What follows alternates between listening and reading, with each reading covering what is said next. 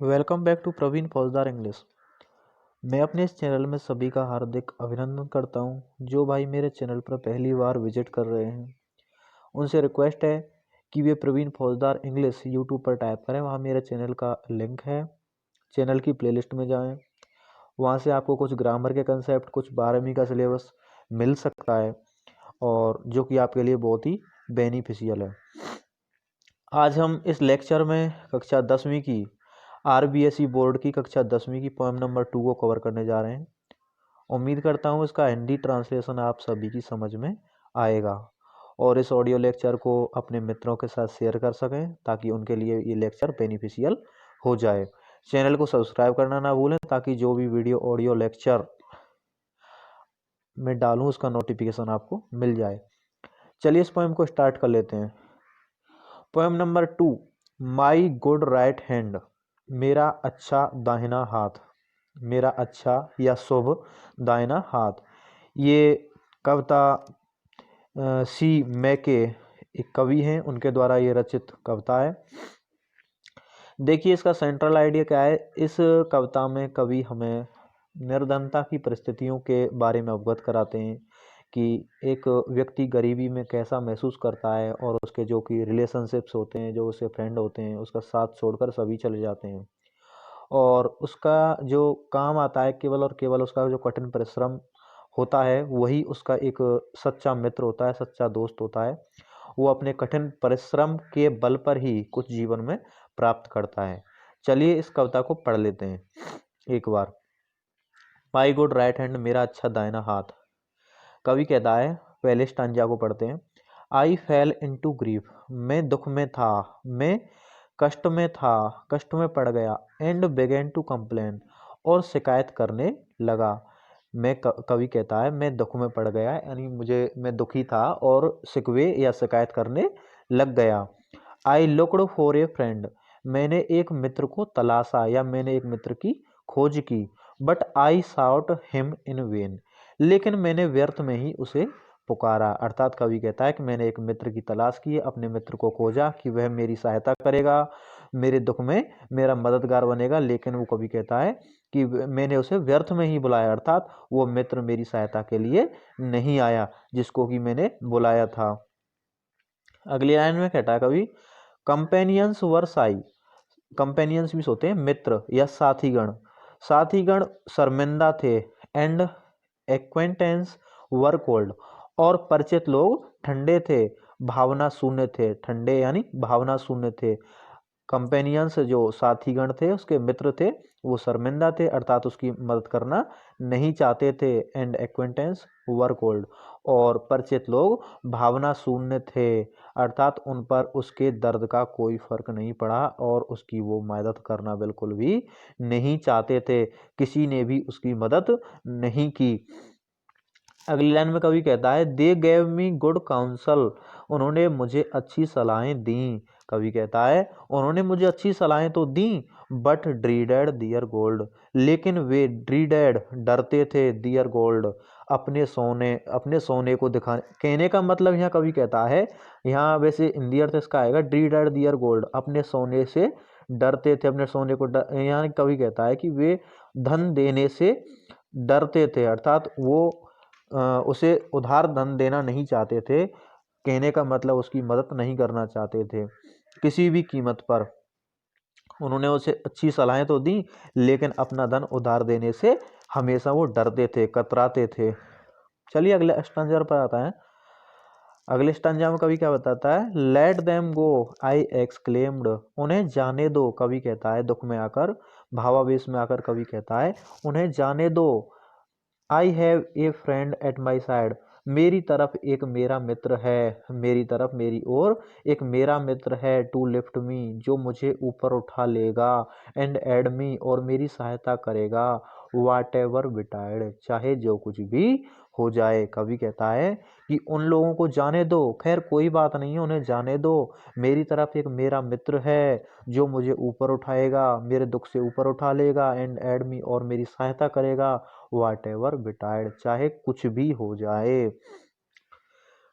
कवि यहाँ अपने कठिन परिश्रम के बारे में कहता है अगली लाइन में आते हैं कवि, क्या कहता है, to trust to the world is to build on the sand. To trust विश्वास करना, टू द वर्ल्ड संसार पर, is to build on the sand. कवि कहता है कि संसार पर विश्वास करना तो रेत पर महल बनाने के समान होता है जो कभी भी ढह सकता है। अर्थात हमें संसार पर, संसार के लोगों पर विश्वास नहीं करना चाहिए। इस लाइन के माध्यम से कवि हमें यह बताता है कि हमें अपने केवल और केवल कठिन परिश्रम में ही विश्वास करना चाहिए। अगली लाइन में कवि कहता है, I will trust but in heaven. मैं विश्वास करूंगा केवल इन हीवन। हीवन मीन्स होता है यहाँ स्वर्ग, और यहाँ हीवन का अर्थ आया है भगवान से यानी ईश्वर से। मैं ईश्वर में विश्वास करूंगा, and my good right hand, और अपने अच्छे दाहिने हाथ में। मैं ईश्वर में और केवल अपने अच्छे दाहिने हाथ में ही विश्वास करूंगा।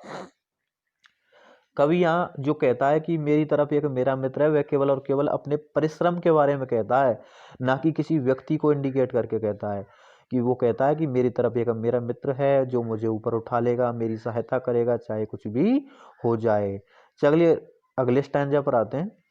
माई courage revived in my fortunes despite, and my hand was as strong as my spirit was light. It raised me from sorrow, it saved me from pain, and it fed me and clad me again and again.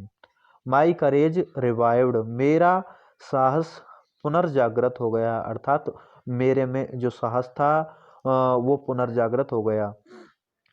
जो कि साहस था उसका पुनर्जागृत हो गया, साहस उसमें नया संचार आ गया कवि की आत्मा में। कवि कहता है, इन माई फॉर्चून्स डेस्पाइट, मेरे भाग्य के, मेरे दुर्भाग्य के बावजूद। कवि कहता है कि जो मेरा भाग्य वो साथ नहीं दे रहा था, अर्थात मेरी दुर्भाग्य वाली परिस्थिति में भी मेरा साहस पुनर्जागृत हो गया। And my hand was as strong as my spirit was light.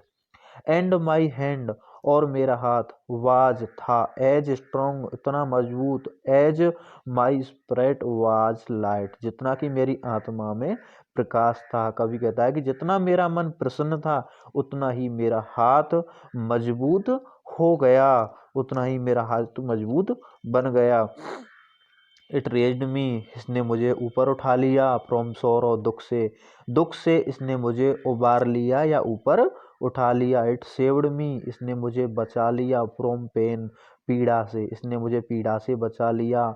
It fed me, इसने मुझे भोजन कराया, एंड क्लेड मी, और मुझे कपड़े पहनाए, अगेन एंड अगेन, दोबारा और दोबारा। कवि कहता है कि इसने मुझे दुख से उबार लिया, पीड़ा से ऊपर उठा लिया, मुझे भोजन कराया और मुझे वस्त्र पहनाया। यह काम इसने बार बार किया। किसने? उसके दाहिने हाथ ने, उसके अच्छे कठिन परिश्रम ने। अगले स्टांजा पर आते हैं।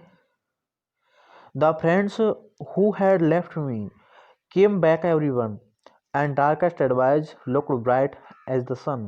I need them no more, as they all understand. I thank thee, I trust thee, my good right hand. कवि कहता है, the friends, Mitra, who had left me, जो मुझे छोड़कर चले गए थे, केम बैक एवरीवन, एक एक करके वापस आ गए। कवि कहता है कि जिन मित्रों ने जो मुझे छोड़कर चले गए थे, जिन्होंने मेरी दुख में सहायता नहीं की थी, और वो एक एक करके वापस आ गए। कब? जब कवि कहता है कि मैं अपने अच्छे जो दाहिना हाथ है, ये कहने का मतलब अपने कठिन परिश्रम किया, कठिन परिश्रम से वो कभी वैभवशाली हो जाता है, समृद्धशाली हो जाता है, तब उसके जो मित्र थे उसका साथ छोड़कर चले जाते हैं, वो वापस आते हैं। उनके बारे में कवि कहता है कि वो मित्र जो मुझे छोड़कर चले गए थे एक एक करके वापस आ गए। एंड डार्केस्ट एडवाइजर्स, और डार्केस्ट एडवाइजर्स यहाँ उन लोगों को कहा गया है कि जो जिन्होंने कवि को बहुत कम सलाहें दी, और अंधकार के जो डार्केस्ट मीन्स अंधकार, और कम सलाहकार लुक्ड ब्राइट, चमकीले दिखे, अर्थात उनके चेहरे पर प्रसन्नता दिखी, एज द सन, सूर्य के प्रकाश की भांति, सूर्य के चमक की भांति उनके चेहरे पर प्रसन्नता का भाव दिखाई दिया। कवि कहता है, आई नीड देम नो मोर, अब मुझे उनकी कोई जरूरत नहीं है, एज दे ऑल अंडरस्टैंड, जैसा कि वे सभी समझते हैं, इस बात को अच्छी तरह जानते हैं कि उनकी उस कवि को बिल्कुल भी अब जरूरत नहीं है। आई थैंक थी, मैं तुम्हारा धन्यवाद देता हूँ। टी एच डबल ई थी मीन्स होता है तुमको या तुम्हें, ये यू का सिमिलर वर्ड होता है। आई थैंक थी, मैं तुम्हें धन्यवाद देता हूँ। आई ट्रस्ट थी, मैं तुम में विश्वास करता हूँ, मेरा तुम पर विश्वास है। माई गुड राइट हैंड, मेरे अच्छे दाहिने हाथ। कवि यहाँ अपने कठिन परिश्रम को ही वरीयता देता है। कहने का मतलब जब व्यक्ति निर्धनता या किसी परिस्थिति से गुजरता है तो कोई उसका जो सहायता के लिए कोई भी नहीं आता है। केवल और केवल व्यक्ति का जो कठिन परिश्रम होता है, कठोर मेहनत होती है, वही व्यक्ति की सबसे अच्छी मददगार एक साधन होता है। अबाउट द पोएट, या कवि के बारे में देखो, कवि के बारे में जान लेते हैं।